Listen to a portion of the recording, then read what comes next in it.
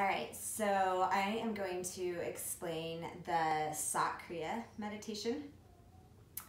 I've mentioned before that it's one of the most powerful meditations in Kundalini Yoga.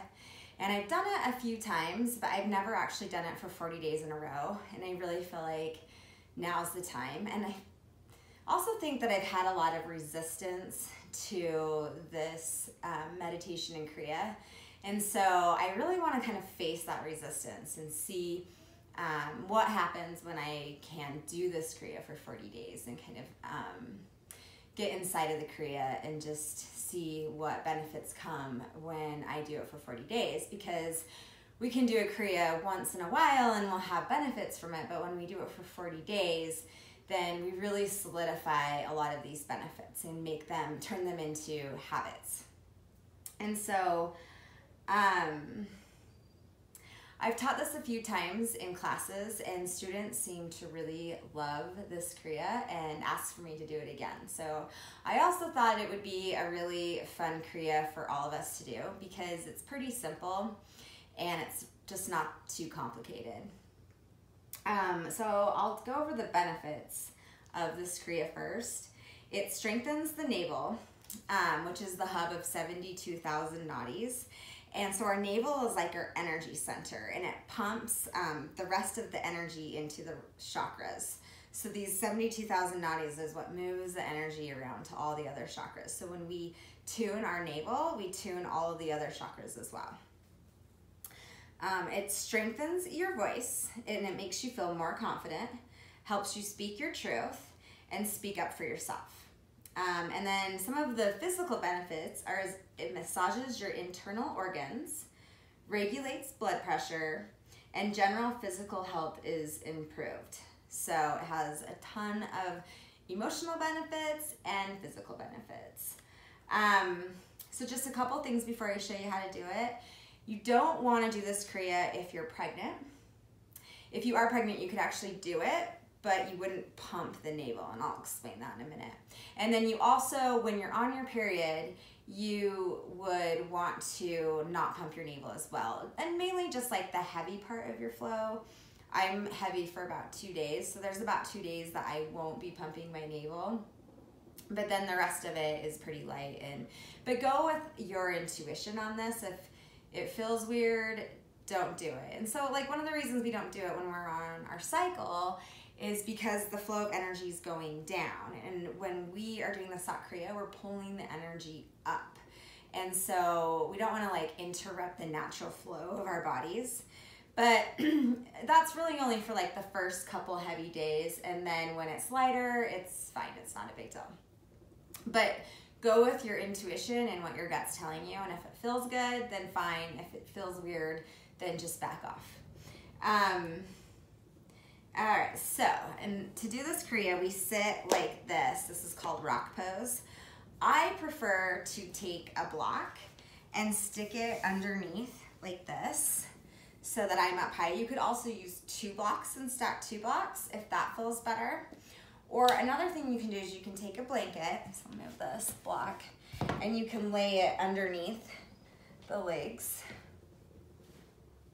like this so that you're sitting on the blanket like this. Or you can sit in a chair if that's just not comfortable, and that's totally great too.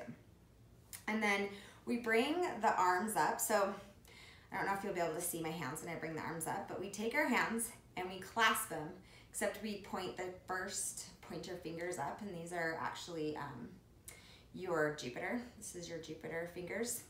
And then we take our thumbs and we wrap our thumbs around like this. So if you're a female, the left thumb goes over the right. And if you're a male, the right thumb goes over the left. And then just however, if you identify as female or male, it's just whatever feels more intuitive to you, really. So thumbs cross over, left over right if you're a female. Your Jupiter fingers point straight up, which is your pointer fingers. And then the rest of the hands clasp down. And then you point it straight up, arms come in straight. And then we're gonna close the eyes and look into the third eye space. And when we're going to chant Sat Nam. And every time that we say Sat, we're gonna pull the navel in. So it's like Sat Nam, Sat Nam, Sat Nam, Sat Nam. So it looks like this. Arms go straight up, fingers clasped. Sat Nam, Sat Nam, Sat Nam, Sat Nam, Sat Nam, Sat Nam. And it's just like that for 3 minutes. And then when we end, we'll take a deep breath through the mouth. And then we squeeze the energy into the center. Squeeze. And then as you exhale, like a cannon, you hold the posture and you repeat 3 times. And then at the end, you just bring the arms down, sweep it through your aura, and then just sit in this meditative space for a minute.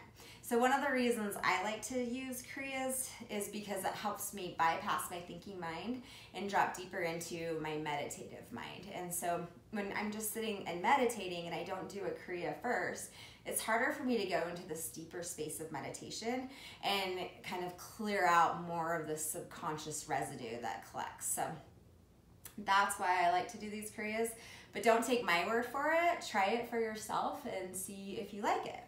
And so one last thing is after the Kriya, you want to rest for as long as you did it. So if we do it for 3 minutes, we want to rest for 3 minutes. And if we do it for 7 minutes, we want to rest for 7 minutes. And that's very important. I like to do the Kriya first thing in the morning, right when I get out of bed, because then I know it's done. And it kind of takes the drama out of like, oh, I got to do this meditation today. But you can do it whenever you want. And if you haven't done it by the end of the day, actually bedtime is a great time to do this Kriya as well, because you could just like sit by the side of your bed, do it for 3 minutes, kind of tuckers you out a little bit, and then you can just lay in bed and fall asleep for your resting part of the Kriya, which is kind of nice too. So if you get through the day and you're like, oh no, I didn't do my Sat Kriya today, fine. Like it's a great Kriya to do before bed as well.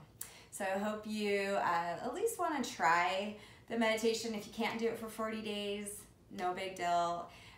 Just at least try it and see how it goes.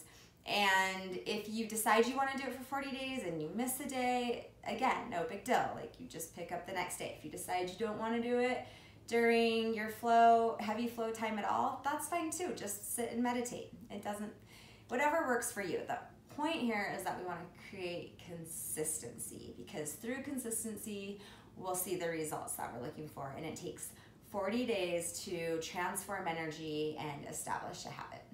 So I hope that you'll enjoy this Kriya and try to join me for the 40 days and